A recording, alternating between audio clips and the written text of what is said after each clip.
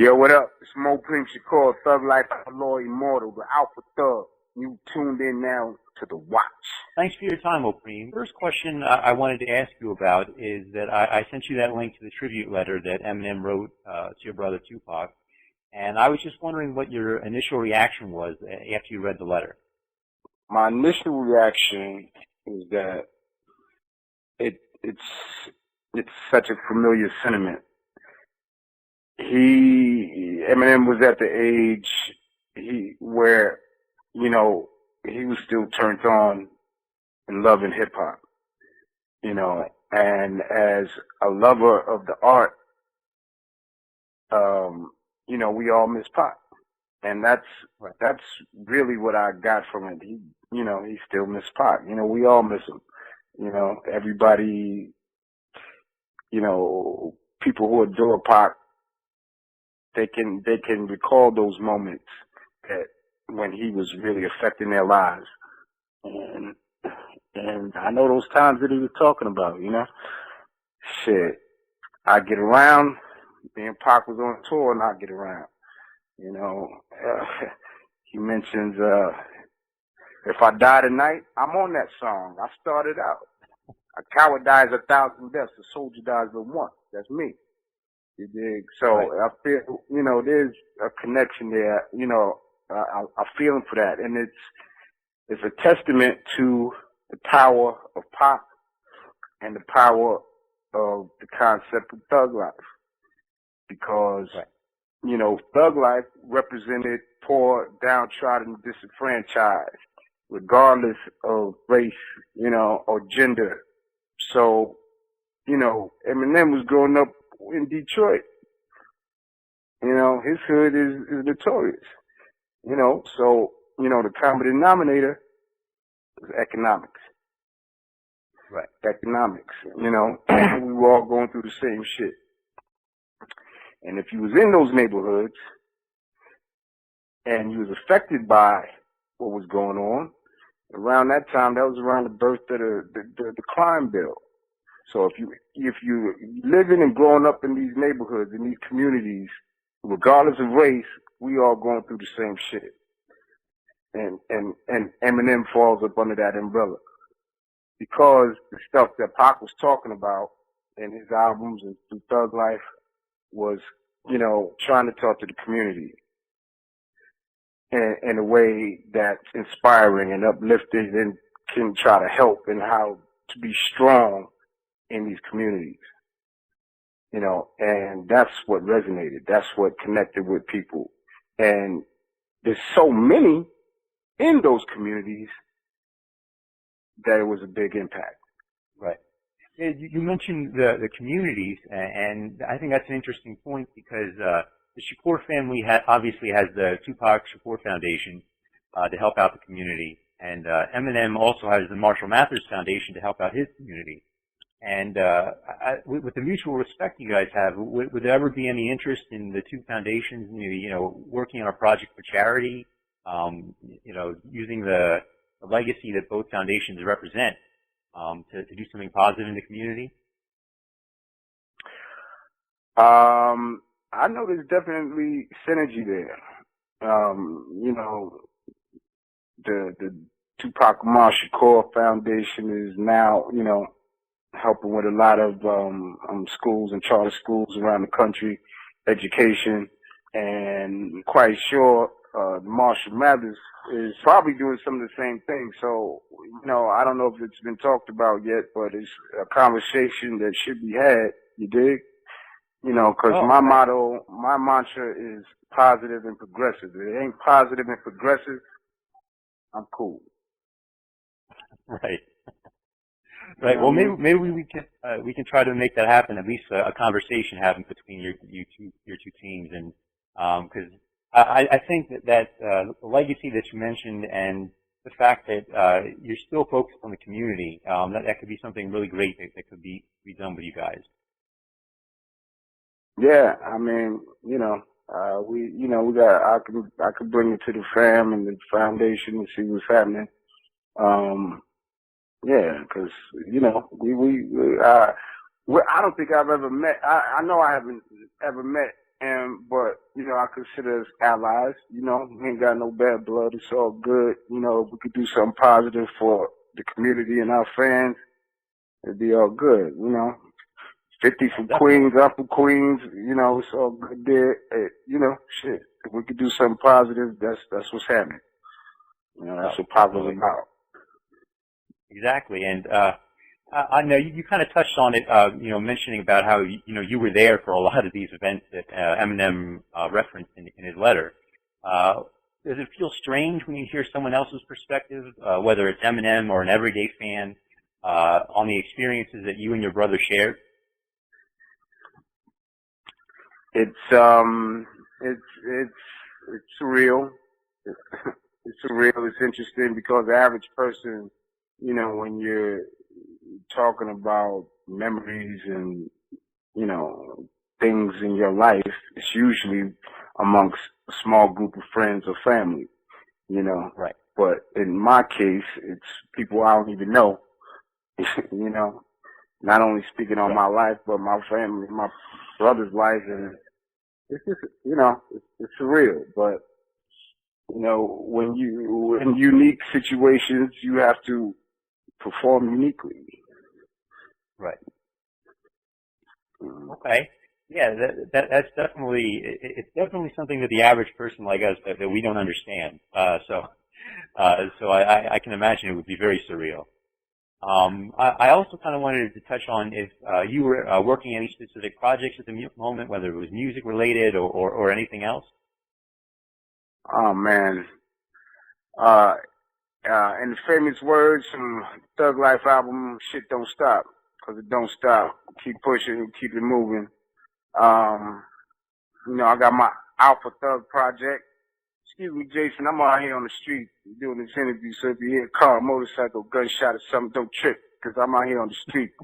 But, yeah, I got my Alpha Thug project. I'm working on a Thug Life documentary, that we begun shooting for. Still use some help, but it don't matter. We ain't even stopping it.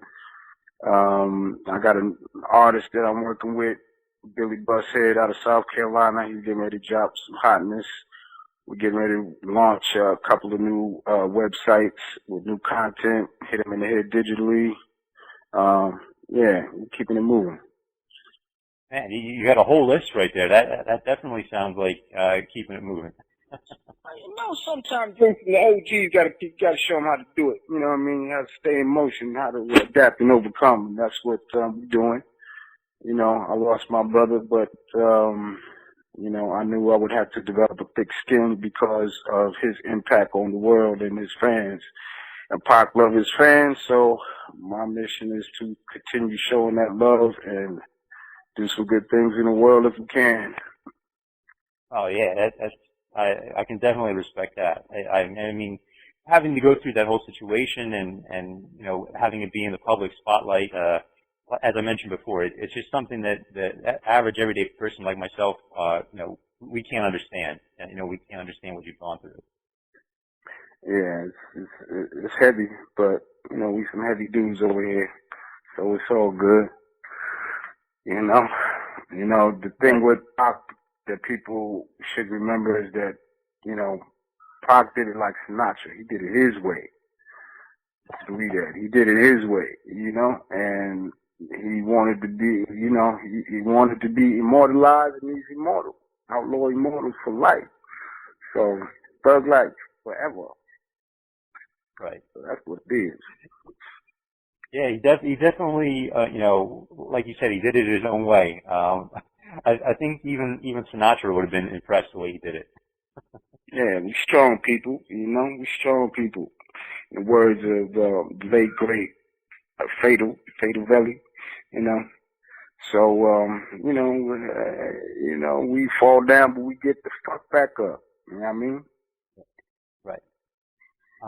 And I actually also wanted to ask you, you mentioned the Alpha Thug project you were working on. And I wondered if there were any, artists or producers that you haven't worked with, who you'd love to collaborate with, as well. Well, of course, there's some go-tos, of course, M, of course, Fifth, of course, Kendrick. There's a lot of the new cats I ain't worked with yet. You know, I wouldn't mind getting down with. Yeah, there's some out there. There's some out there that getting it in. I stay open. You know, I get down with whoever because a hit could come from an unexpected source. So, right. You know, if there's a diamond in the rough, you know, I'll buff you up. You know, we'll buff up together. See what happens. Oh yeah, those would definitely be some, you know, crazy collaborations with, you know, Eminem or U50, and I think U50 would sound that would have like a really unique sound to it. You know, not just because you're from Queens, but and my man Royce the 5'9", got to shout out Royce the 5'9". He shouted me out on that record he did with DJ Premier. You know. Oh, nice. DJ Premier is my man, but again, you know, Royce shouted me out, but I ain't never worked with him. So all of these are good things to come. You know what I mean? Oh, right. Yeah, those would definitely be something that would be really interesting. You know, we want it to be organic. Hopefully, we could just link up organically. But, you know, us, we top of the food chain, so we don't be sweating nobody, give everybody their room to breathe. But just to let it be known, you know, it's all good over here. Oh, you know? Right, exactly. And I kind of got an interesting question for you. If you could put together, you know, one track with whoever you want, you know, just on one track, not saying, you know, not like your top 5 or anything like that, but, you know, guys that would, you know, fit together on one track with you. If you could put together anybody on one track, who would you put together? That's a good question. That's a good question, Jason. Wow. Thank you. I worked hard on it. You know what would be an ill track? You know what would be an ill track? Well, I'm gonna throw myself in it for nepotism. I'm a humble man, but you would have to be on, though. That's the only rule. You have to be on. Yeah. So me, M, 50, and Q. Oh wow. Yeah. Oh wow, that'd be. Yeah. Yeah. Produced by Dre. Oh, see what happens. Okay. Yeah. That'll be a monster. It'll be a monster. You know. Pac had a lot of love for Q. You know. Pac had a lot of respect for Q. Q was actually on Strictly for My Niggas album. Right. You know. So yeah, man. You know, I'm just trying to bring it back to the core of hip hop. What people started loving it for in the first place. It's morphed into a whole bunch of other things, a whole bunch of different arms like an octopus. But the core, you know, is people forget why they loved it. You know what I mean? And that's where I'm at. Right.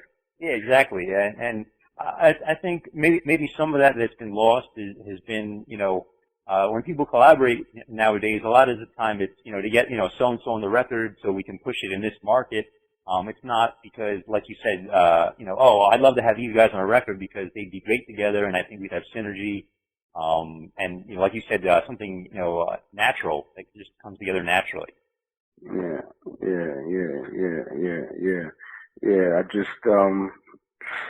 I just actually been working with my man Bishop Lamont. I think I'm on his album.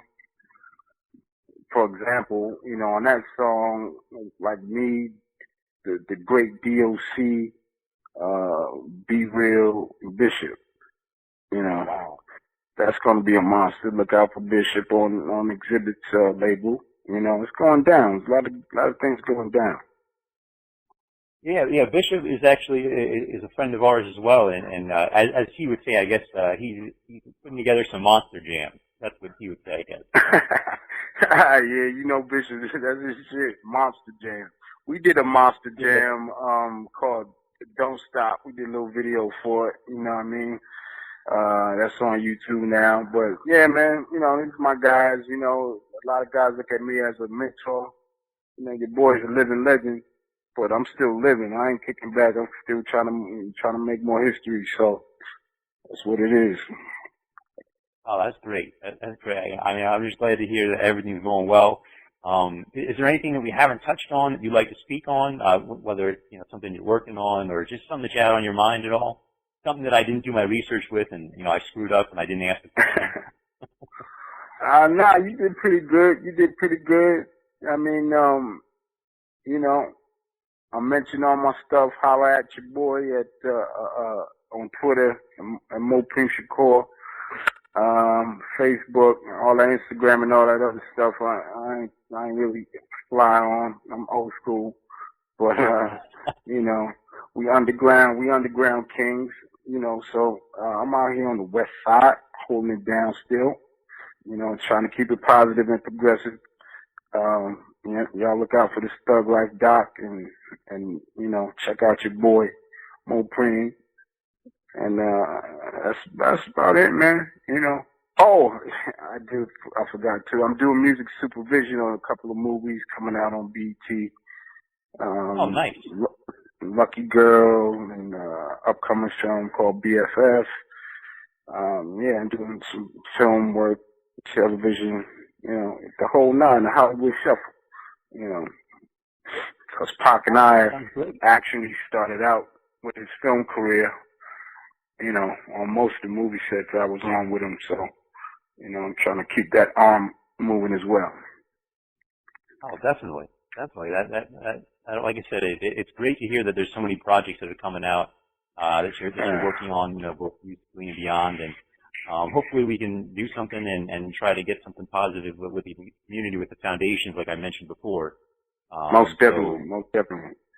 Yeah, tell the D12 guys, and say what's up, man. Holler at me, and if they really want to do something like that, get at me and I will, approach the state and see what's happening.